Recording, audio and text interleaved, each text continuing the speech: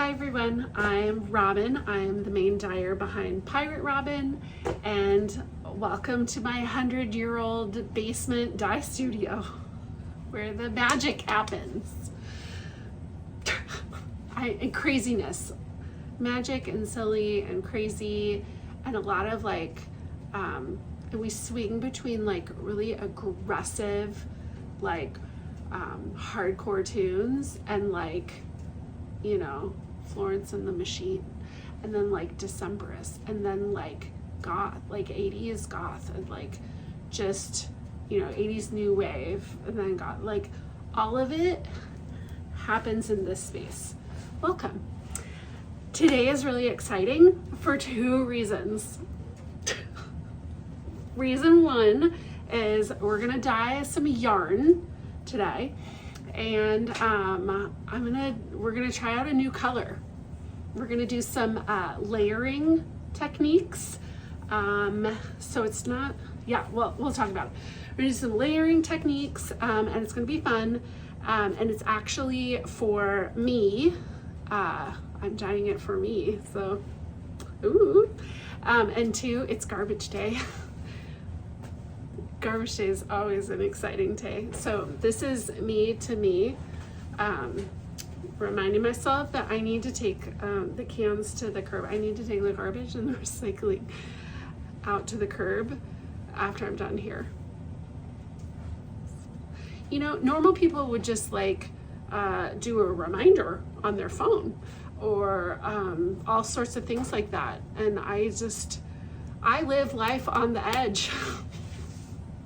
And let me tell you, there's nothing like my garbage comes on Fridays, and today is Friday, so it's, the days are all off because of the holidays. But there's nothing that pops you out of bed extra fast, just running out, the realization that you forgot to take the trash out, and you can hear truck sounds, and you're like, oh God, no, and you're just running and everything. I call that the consequences of my actions, and I either make it or I don't. But if I make it, then it's kind of reinforces me living on the edge, and I don't know. Yeah, that's the kind of chaos that I bring to you. I also bring it to my household, my life. It's just all of this. Yes. Okay. It's carved.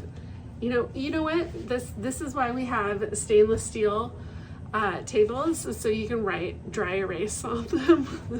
And I'm just gonna write garbage.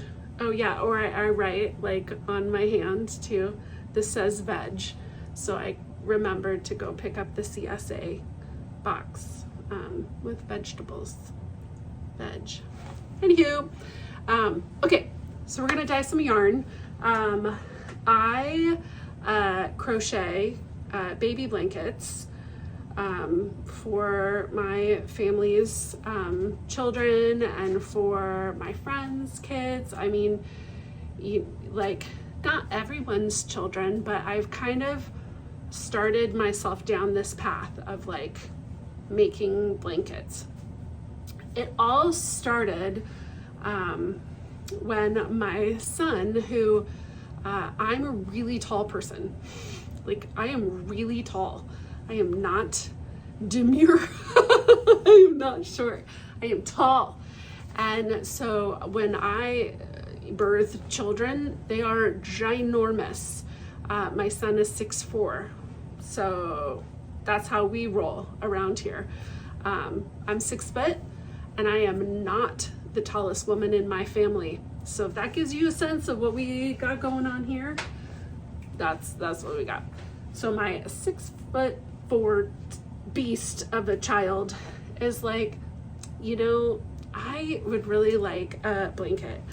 I'm can do. Do you want to look at some patterns? You want to pick some stuff out? What do you want to do? And he goes, I really want the Legends of Zelda, this blanket, like a Triforce symbol. And I was say no more. And I'm like looking through Ravelry, which, I mean, all of the knitters and crocheters have Ravelry, which is like the centralized platform of patterns, and you can search. It's amazing. It is so cool.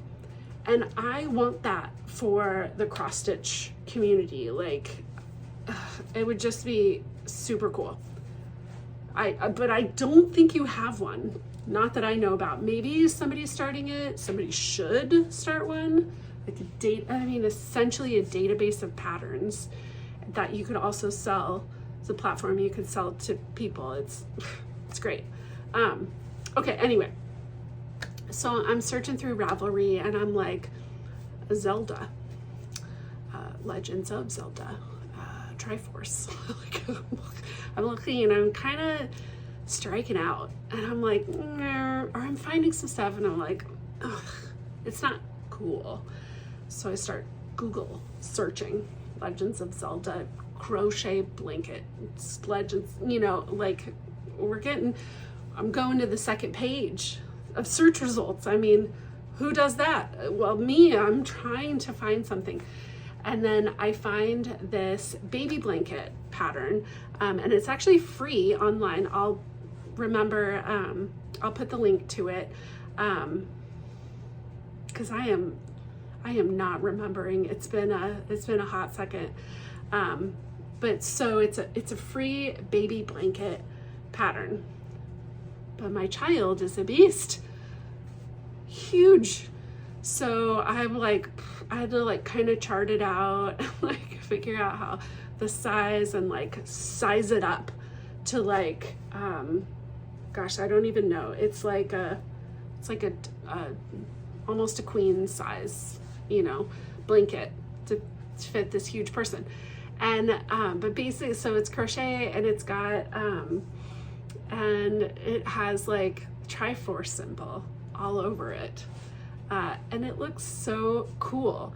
But it's also subtle. If you did not know, if you did not have the nerd cred to understand what you're looking at, you're like, oh, those are such cute triangles. Then that tells me what type of person you are, and then we just put you in that spot. But then some people are like, is that the Triforce symbol? And I'm like, you bet it is. And they're like, that's amazing. Anyway, so now I had this pattern sized up for my son, which bent, and it works up pretty fast-ish. It goes it's not like you have to put a lot of mental thought into it. So then I started using the pattern as as a baby blanket. And so I started making some baby blankets, but then, then they had more children, and once you start, you don't have to keep going, but I, as the youngest in my family, the youngest child gets less. So they get less of the cool, handmade stuff.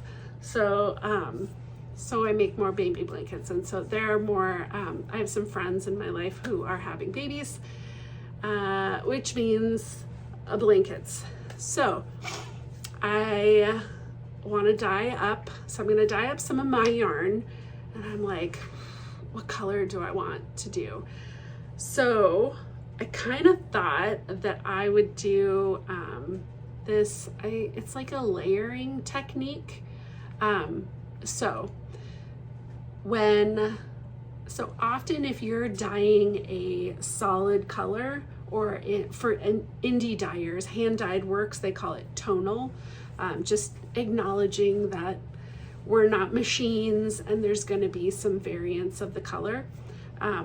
So they call it tonal, but for the most part it's solid, and they do that in a pot generally, so the fabric or yarn has space to kind of free move within the dye gets everywhere evenly. That's your goal. And you have as even a color as possible. And then with the variegated stuff, so you have like restaurant tray pans like that you would use in restaurants. They're stainless steel. You can put those straight on a burner.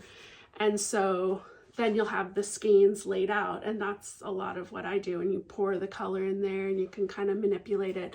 That's a low water technique as opposed to like tons of water with dye. So yes, so what I like to do is actually more of a low water technique to get tonal colors. Yeah, so what that means is it's gonna be on the side of variegated. So it's not gonna be a true tonal. It's not gonna be a true solid. It's gonna be on the spectrum towards variegation. And I just really like that. And what I like to do is to add layers of color. So I'm like burping, sorry, I'm so gross. It's okay, we're in the basement. These activities are loud in the basement. That's why we die in the basement. So I'm gonna choose, so I have mixed, let's see. So we have, I don't know, it's kind of, it's close to the color that's showing up on the camera. So this is Hyacinth and Valentine Blush. Together, these are gonna make a little bit of a pinkier purple. I know that this color together looks really cool. And then I also want to add in this peacock blue, which should keep us in the purpley realm, but shift it a little more blue, I think, which I think would be cool. I know, just looking at it, it's kind of like, are you sure? Are you sure, Robin? Are you sure that'll be good? I think it will be. So we'll layer, so what I like to do is start with light to dark. So we're gonna layer the Valentine blush first, then hit with the, what is that, Hyacinth, and then hit it with the peacock blue over top. I think it's gonna be great. So we're gonna have two pans going, because you wanna have, I don't wanna have tons of skeins in there because this is medium amount of water. So, you know, how much water, that's part of the variation. That's what makes dyeing fun. So that's something that you want to play around with and figure out how much dye. So, okay, so some of the calculations are, what kind of colors do you want to combine? How much yarn do you have in each of the pans? How much water do you have? More water is going to be, you know, more diluted. But in general, it's dye, liquid dye to amount or weight of fiber. And there's all sorts of calculations and people can use fancy words, but it's generally like you'll see it WOG or weight of goods. That's not always approachable to someone new to dyeing. So what I tell people is start with a recipe and just keep trying and make small changes until you have something that you like. There is not really a shortcut, unfortunately. I wish there was. I wish it was like, if you did this exact thing and this and this and this, that, you know, then you will have the exact same color that I get. And it just doesn't. But that's what makes it so cool. So I'm gonna do, let's see, these are worsted weight skeins, full skeins. We're gonna do 7 skeins. So I'm gonna split them up into 2 bins. Because I'm doing them at the same time and I'm doing the same concentrations of dye, I'm going to consider that the same dye lot. Some people wouldn't, or they'll do, each pan is a different dye lot, but in general, if you're doing it at the same time, so, you know, multiple pans, everybody this one time is this dye lot. Yeah, so, okay, so each skein of yarn is 100 grams. So the recipe that I learned, or that I started with, it's pretty good, kind of my base, is I'll do 100 milliliters. So now's our time to embrace metric, right? Let's go. And in fact, if you have like imperial and metric, like all together, like that's just really the explosion of amazing. Okay, anyway, so we're gonna have 100 grams of fiber. I know it's that because that's how I buy it. They're 100-gram hanks. But you could weigh it dry before you start soaking it and prepping it and getting it ready for dye. So I'll do 100 milliliters of dye, of wet liquid dye, and then I'll let that kind of soak in a little bit, and then I'll flip it and I'll give it another treatment. So I do double. So if so I have 7 skeins, so that's 700 grams. And so I'll be doing a total of 1,400 milliliters of dye. And then the beauty is figuring out how I'm going to split that up between the different colors. Now I'm going to do, I split it in half. So I'm going to do 700 milliliters of these two, and then I'm going to do 700 milliliters of this guy, of the blue. That's just what I'm arbitrarily choosing to do, because that's the magic of new stuff. You just try it. Now, because I do wish to potentially repeat this crazy business, so we're going to take notes. We're going to write down, this is how much water that we put in the pan. This is how many skeins were in the pan. This is how much dye went in the pan. And we just, make all of those notes, because that's what you need. Okay, so enough blabbing, enough. We're gonna turn this camera around and then let's start dyeing. It's time for my favorite part of the video, math. Okay, so in the pan on the left, I have 400 grams of yarn total, and the right, I have 300 grams. So this is what I'm doing.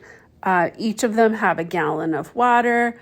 I'm gonna put, in the left one, I'm gonna do 200 milliliters of Valentine blush, 200 milliliters of hyacinth, and then I'm gonna put 400 milliliters of the blue, because I think that's gonna be great.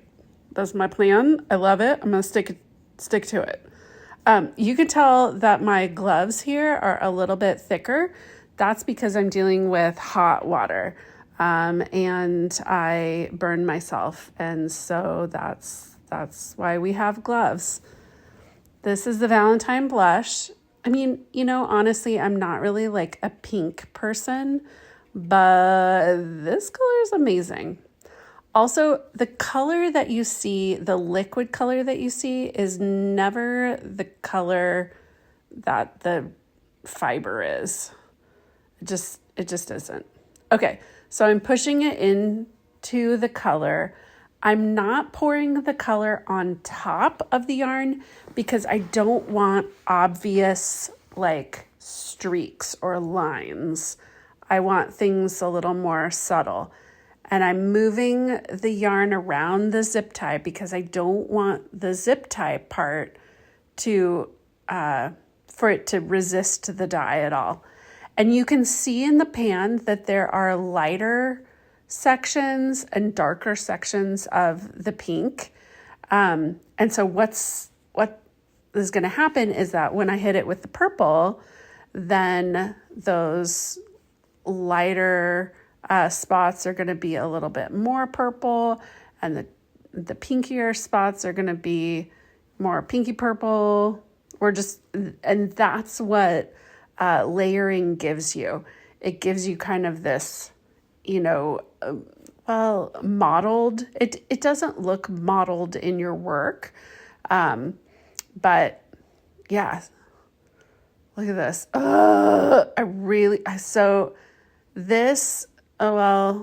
Almost this color is the color Iris that I have in yarn, and I love it. It's good. It's cute. It's good. But I was like, no, I'm not going to stop there. Oh, yeah. And then you let it sit in the dye, in the heat, for about 20 minutes. So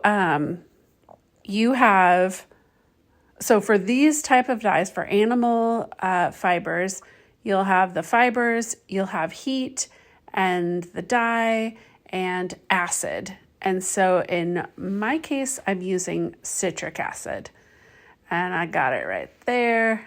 And again, I'm not pouring the citric acid on top of the yarn because I want it to, spread out. I don't want obvious lines. So that's probably 2 cups.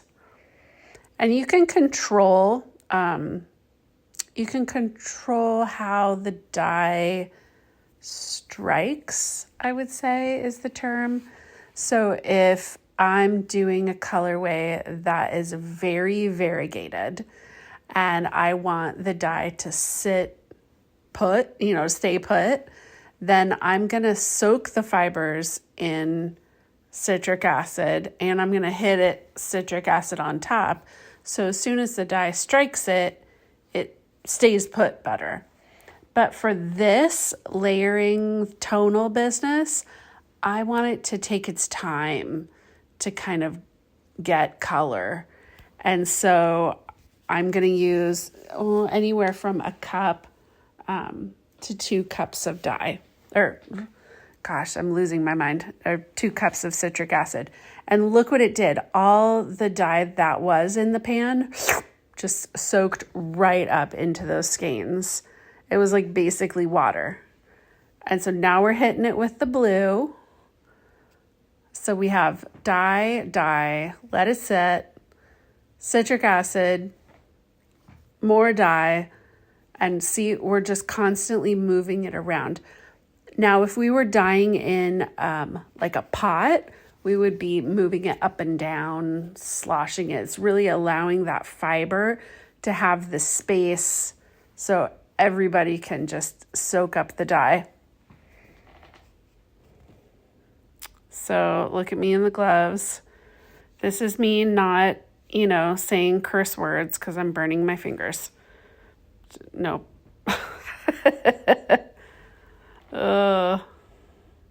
Sometimes it just gets too hot and then I have to pull out the tongs. I mean, no shame in that. I don't know why I'm not just pulling out the tongs now. But see, it cooks. Oh, look at that. See how that dye just soaked up into the fiber?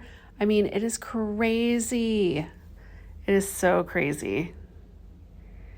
And look, I'm moving it. Oh, see now I cried uncle, I got the tongs.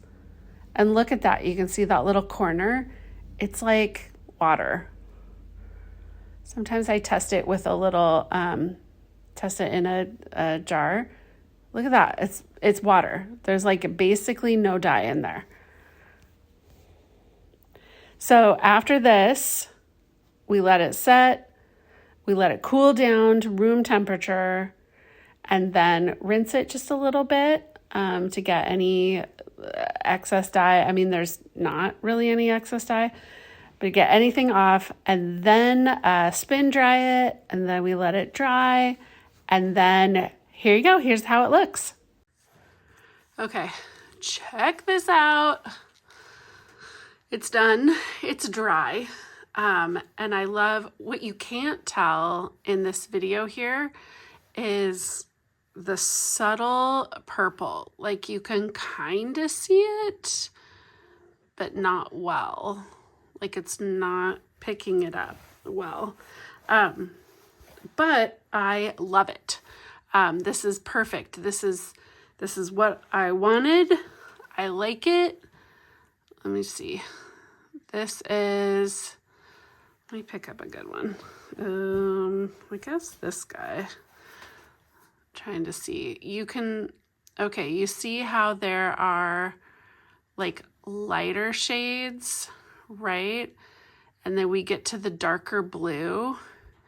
And it looks, if you're just looking at it, it looks a little, looks like a kind of like a single color, but a little splotchy. But this is all intentional. So this is layered color.